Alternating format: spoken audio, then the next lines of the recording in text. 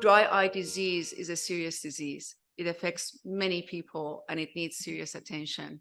The whole purpose of this meeting is just that.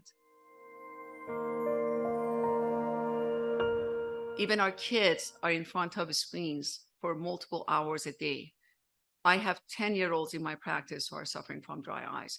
And that is if they're lucky enough for the parents to recognize it and bring them to us. Most of these estimates come from symptomatic patients and patients who are being diagnosed in doctors' offices. Most of the patients who suffer from dry eyes, as some of our patients will attest, they don't even know they have dry eyes when they're kids, when they're teenagers. So this estimation is a gross underestimation of the number of people suffering from this disease.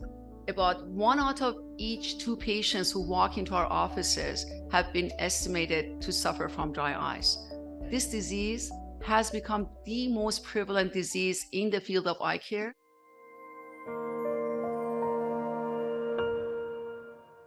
I realized early on, doesn't matter how good of a surgeon you are.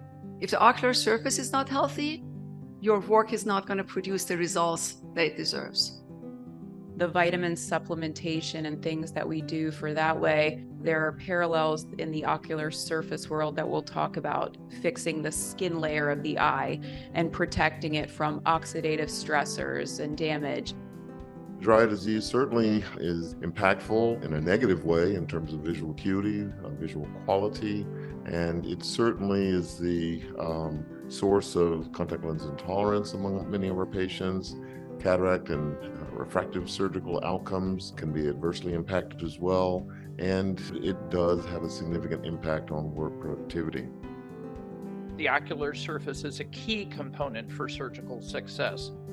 OSD, dry eye, and MGD are present in the majority of our cataract patients, and many of our LBC patients, they select themselves out of the population because they're having trouble with their contacts due to ocular surface disease. Our responsibility and the reason we're all doing what we're doing, there's one end game here, and it's the patient.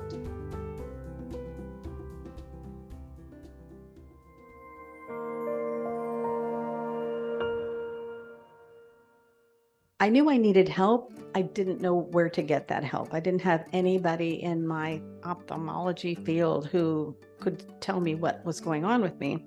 But a friend of mine whom I'd met through interviews, a federal judge, who was complaining about her eyes and how she had gotten better. And I said, oh, I have that same condition. And I said, well, who do you see? And she said, Dr. Mosaddegh. And I said, okay. So I called Dr. Mossaddegh's office, got an appointment. And that was the beginning of the change for me for the better for the rest of my life. I'm sure that she has preserved my vision because of what she taught me.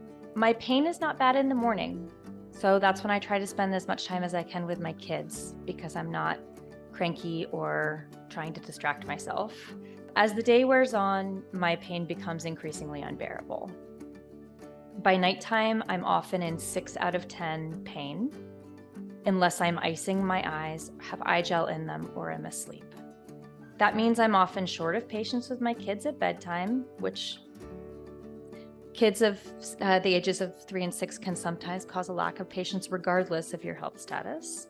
Sometimes I can't even read to them, which is something that when I became a mom, I love books. I read probably a book every week and a half, and not being able to share that with them sucks. It also means that I say no to most invitations I receive for evening parties or dinners out with friends. It's partly because I'm likely to be in a room with forced air that's going to cause things to be even worse, and it's partly because I'm embarrassed. When I'm out in the evening, I'm blinking heavily. I'm trying anything I can do to get some oil onto the surface of my eyes, and it feels embarrassing to me. In my former job as a news anchor for ABC, I was in front of the computer for 16, 18 hours a day sometimes, and in the studio with bright lights. And that's a lot of time in front of those bright lights, air-conditioned studio, on the computer constantly, and doing social media blurbs in between the commercial breaks. So always working and always trying, why can't I see? Why can't I see? And I looked like I was always tired and my eyes were bloodshot. It's not a good look for somebody who's supposed to be a trusted position of authority. So Sometimes when I was writing my documentaries at home, the pain was so bad in my eye, I would have to just sit there and hold it like this and try to write with one hand. I could not get enough moisture in my eyes.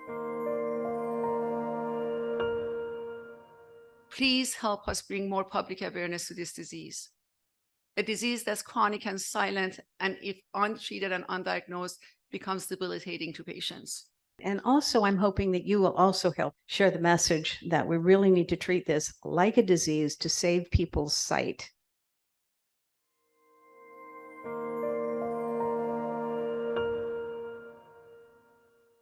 The spectrum of this disease is a wide one. As it progresses, it becomes debilitating. It handicaps people. And it's a serious disease.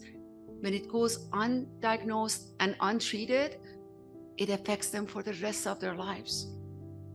In its advanced form, it's an actual crisis in people's lives. And unfortunately, many of these people who have that advanced form, they're young people, they're young mothers, they're technology workers. It affects them in every aspect of their livelihood. They cannot perform their work. They cannot be normal in their social activities. It gets so advanced that even when they come and find those of us who care for the disease, we come short in giving them sustainable relief to go through their daily activities like a normal person. Interestingly, I was never diagnosed with dry eye. I saw my eye doctor annually, if not more frequently, because my vision is garbage. And she never said a thing. I was diagnosed with corneal neuropathic pain as a result of my dry eye. This has left me disabled. I'm 42. I'm otherwise in good health. As noted, I'm a wife and a mom and have a very busy career, but it has become extremely hard for me to live up to all of the obligations that those roles cause. This is going to be a lifelong thing for these patients. It's not a one and done. Remember, it's the disease, so there is no cure.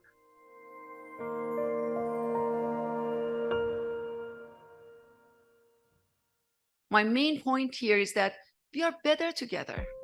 Doesn't matter what field we specialize in. I need to learn from my primary care physician colleagues. I need to learn from my derm colleagues. Let's sit down, let's have multidisciplinary meetings, and let's become the doctors we were meant to be. We went to medical school, we learned about the whole human person before we specialized. We still need to be that way. I need to know about your fields. Please afford us the opportunity to tell you about ours. I want to beg my esteemed primary care physician colleagues, some of whom are in this room today. Please include questions about dry eyes in your inquiry from your patients. It is as important as their blood pressure. To my derm colleagues, the next time you see a teenager who's suffering from acne, think twice before you put them on a medication that causes such severe dryness that they suffer for the rest of their life.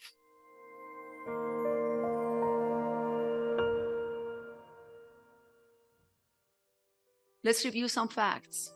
This is statistically the most prevalent eye disease in the world now.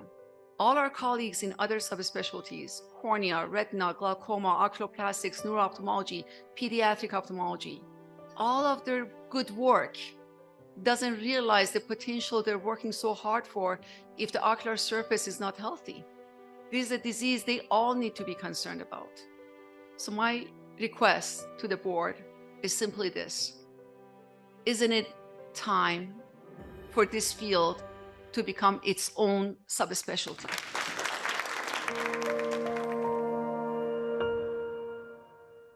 A lawyer patient, very touching to me, and it's going to drive change.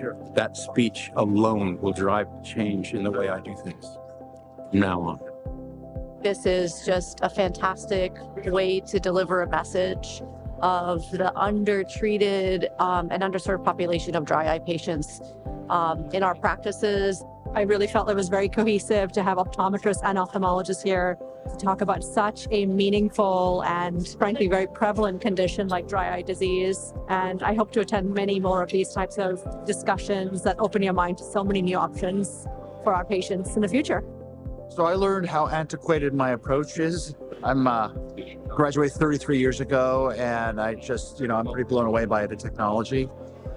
I knew it existed, but to actually see it in person has been really amazing. So I have some brochures and information, and time to step up my game.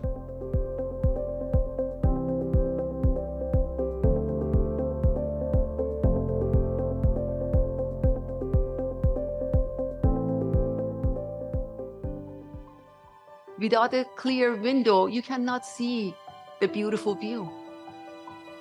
Eye health starts at the surface, but I want to add to that, it also finishes at the surface.